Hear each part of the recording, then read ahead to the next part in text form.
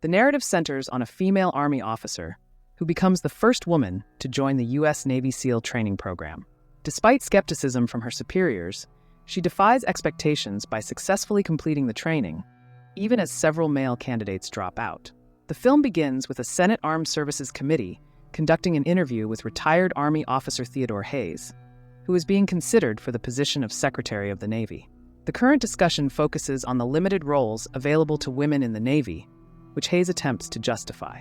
However, Senator Lillian DeHaven from Texas, who is overseeing the hearing, interrupts Hayes' lukewarm defense.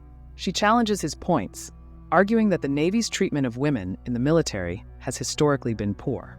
To support her argument, DeHaven reveals a classified document called the Lark Report and distributes copies to the committee members.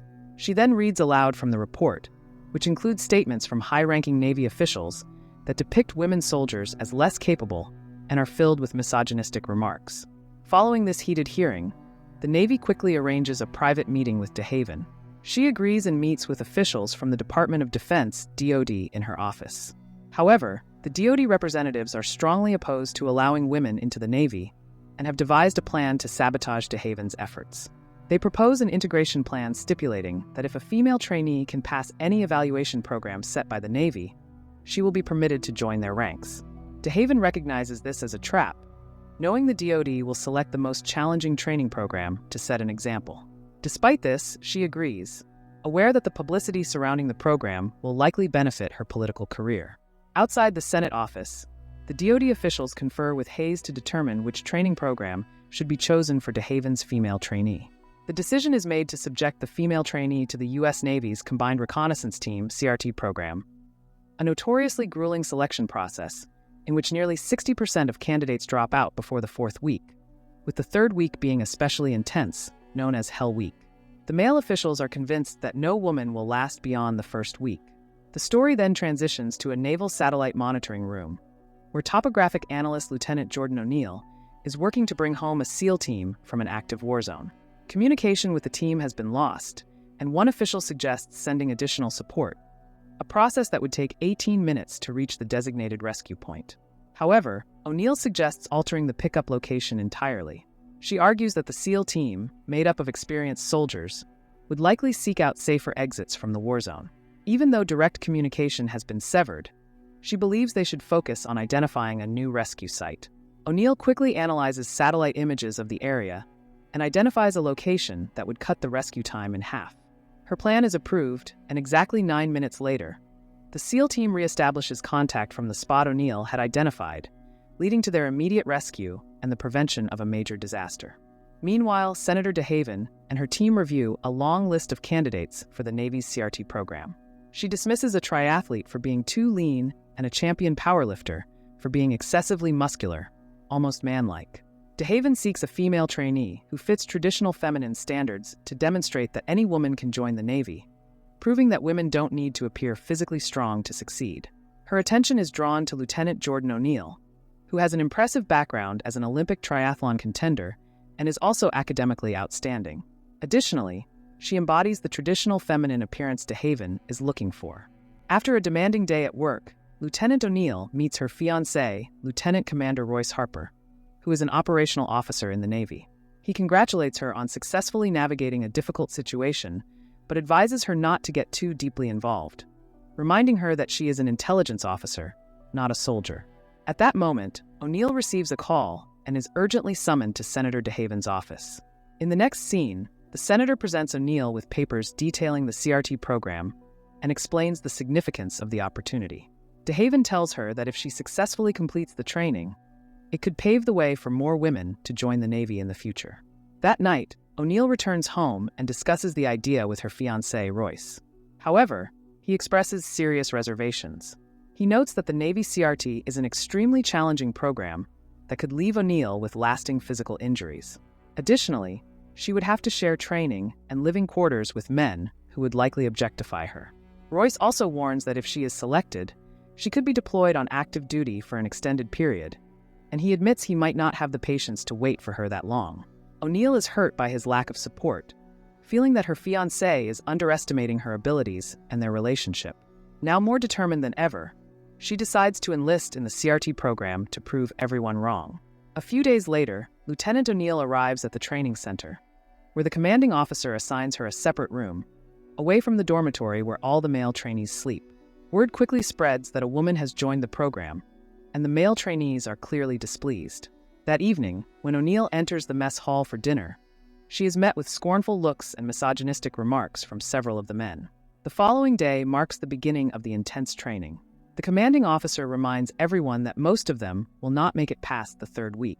He then hands the trainees over to Command Master Chief John Ergale, who will be their primary training supervisor.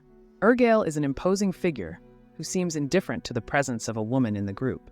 While inspecting the trainees' uniforms, he recites the D.H. Lawrence poem Self-Pity, subtly advising them not to feel sorry for themselves. The training begins with the trainees learning how to carry military-grade boats to the sea and quickly dismount. The rest of the training is equally rigorous, testing their physical endurance. Throughout the grueling exercises, Command Master Chief John Ergale encourages the trainees to quit to avoid further suffering. A bell is placed at the front of the training yard, and any trainee who wishes to quit must ring it 3 times. Although O'Neill is not treated any differently by Ergale, she cannot escape the sexist remarks from the other trainees. The situation becomes even more challenging at night, when the trainees are given only 4 minutes to complete their dinner.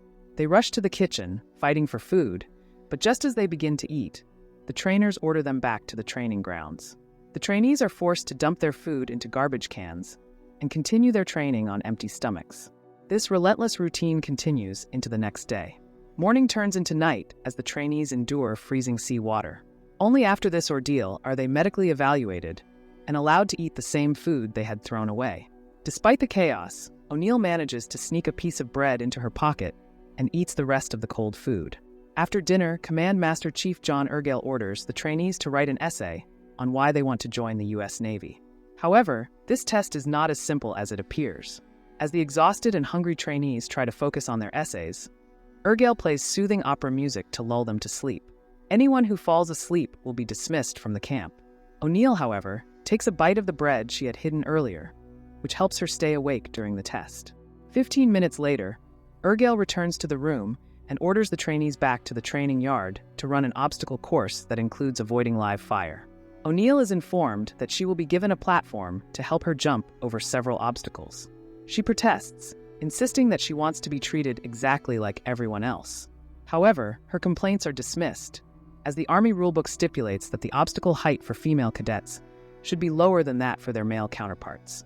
During the obstacle course, Ergale watches as O'Neill refuses to use the platforms, choosing instead to tackle each obstacle as her male teammates do.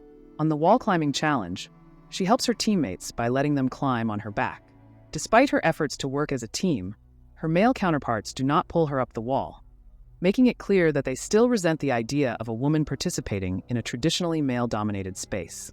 On the other hand, the relentless 20-hour A-day training regimen begins to wear down the mental and physical strength of many soldiers. More and more trainees decide to quit, but to everyone's surprise, O'Neill continues to persevere. Despite her resilience, O'Neill remains troubled by the fact that she was provided with a platform to make the obstacle course easier for her. Determined to be treated equally in all aspects, she approaches the commanding officer to request equal treatment. However, instead of understanding, she is met with sexist remarks, making it clear that the officer does not approve of having a woman in his camp. Frustrated by this treatment, O'Neill takes matters into her own hands. She goes to a barbershop and cuts off her hair, shedding her feminine appearance. Next, she returns to her separate room, packs all her belongings, and decides to move into the common hall where all the male trainees sleep. Her presence in the male dormitory raises objections from many of the men, particularly because she has brought tampons with her. Nevertheless, Command Master Chief John notices O'Neill's actions and is not pleased with her decision. The scene abruptly shifts to Hayes, who has now been elected as the Secretary of the Navy. He, along with other officials from the Department of Defense, is not pleased to hear that O'Neill has survived 3 weeks in the camp. Despite the experiment being kept secret, her accomplishments have made their way into the news, and the public has even begun to refer to her as G.I. Jane, since her real name remains unknown. Back at the training facility, conditions have become even more extreme, but G.I. Jane continues to hold on. In fact, she pushes herself to train even harder, determined to prove all the sexist men wrong. The The results are evident as she loses body fat and becomes more muscular. Meanwhile, news reporters are eager to get a story on G.I. Jane, the tough woman enduring the rigorous Navy training. One day, while O'Neill is showering alone, Command Master Chief John appears with news. The most senior member of her team has been admitted to the hospital with a fractured leg, leaving O'Neill as the most experienced military official in the group, and therefore the new team leader. Elsewhere, the DoD officials and Secretary Hayes are frustrated by O'Neill's ability to outlast Hell Week and compete with the men. However, they remain hopeful that she will quit during the upcoming SEER training: survival, evasion, resistance, and escape. The SEER training phase begins, and the trainees are dropped from an airplane into an unknown location. Their mission is to reach a target, gather information, and retreat before being captured. Unlike other drills designed to test physical fitness, SEER is intended to simulate real-world scenarios. If the trainees request an early extraction or are captured, they will be treated as real prisoners of war. Unfortunately, during the training, 2 members of O'Neill's team are captured after refusing to follow her orders. Another team member breaks his leg while rushing back to the safe zone. While attempting to assist the injured teammate, O'Neill ends up getting herself captured as well. Despite them being just trainees, the officers treat the situation as if it were real, refusing to offer any help to the soldier with the broken leg. Instead, they torture him to extract information about the location of the other teams, which in this scenario is equivalent to forcing him to quit. When it's O'Neill's turn, Command Master Chief John himself takes over the interrogation. With her hands tied behind her back, he begins to beat her mercilessly. Another training officer, concerned that the violence is going too far, suggests stopping, but John orders him to leave the room. He then grabs O'Neill by the head and slams her through the door. In front of everyone, he forces her head into ice-cold water, torturing her to make her teammates reveal the whereabouts of the remaining teams. Despite the torment, O'Neill defiantly instructs her teammates to stay silent. Taking the brutality even further, John attempts to tear off her pants, asserting that such things could happen in a real combat scenario. Suddenly, O'Neill fights back, landing a blow between John's legs and following up with 2 powerful kicks to his body. John, however, quickly recovers and knocks her out. He then turns to her teammates, claiming that his actions are intended to make O'Neill realize that she isn't cut out for fighting. In response to his taunts, O'Neill sarcastically tells John to kiss her backside. Her defiance sparks cheers from the male trainees, who join in, taunting the command master. Through this act, O'Neill successfully transforms the group of mismatched soldiers into a united team and finally earns John's respect. The news of G.I. Jane passing the grueling SEER training reaches Senator DeHaven, who is elated by the accomplishment. Following her display of bravery, O'Neill begins to gain the respect of her peers, who now view her as an equal and a friend. However, one day, while spending time with her female friends on a beach, someone secretly takes photographs of her. These pictures are sent to higher-ups, who then question O'Neill, implying that she might be homosexual. They accuse her of disgracing the organization by having her pictures taken with other female officers during training. As a result, O'Neill is told that she must leave the training while the photographs are investigated. Despite her desire to continue, believing that someone is trying to sabotage her progress, she is informed that if cleared, she would have to start the training over from the beginning, rendering all her previous efforts futile. Frustrated and feeling betrayed by the continuous attempts to undermine her, O'Neill rings the bell 3 times, signaling her voluntary withdrawal from the program. She returns home to her fiancé, who has some startling news. He reveals that the anonymous photographs were sent from none other than Senator DeHaven's office, the very person who had pushed for her success to champion women's empowerment. It turns out that the senator had been using O'Neill to advance her own political agenda. She wanted O'Neill to succeed just enough to intimidate her male colleagues.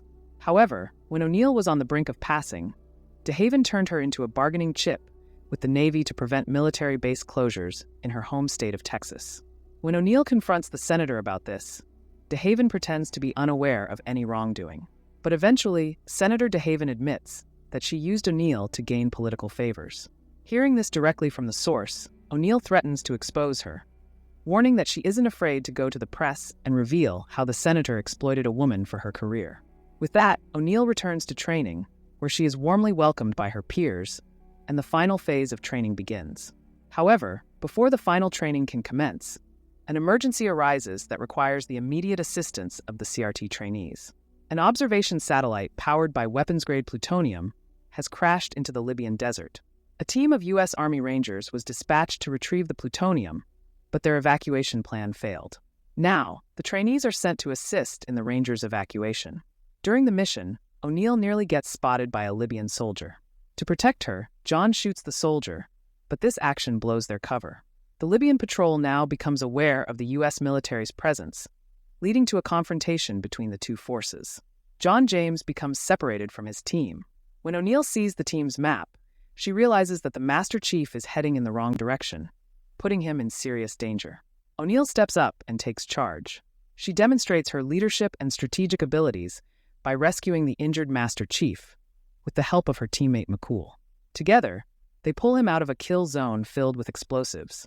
Soon, backup arrives, including helicopter gunships that deliver the final assault. The rescue mission is a success, and all those who participated are accepted into the CRT. In the final scene, Command Master John James Ergale presents O'Neill with his Navy Cross and a book of poetry containing D.H. Lawrence's short poem, Self-Pity, as a recognition of her achievement and in gratitude for saving his life.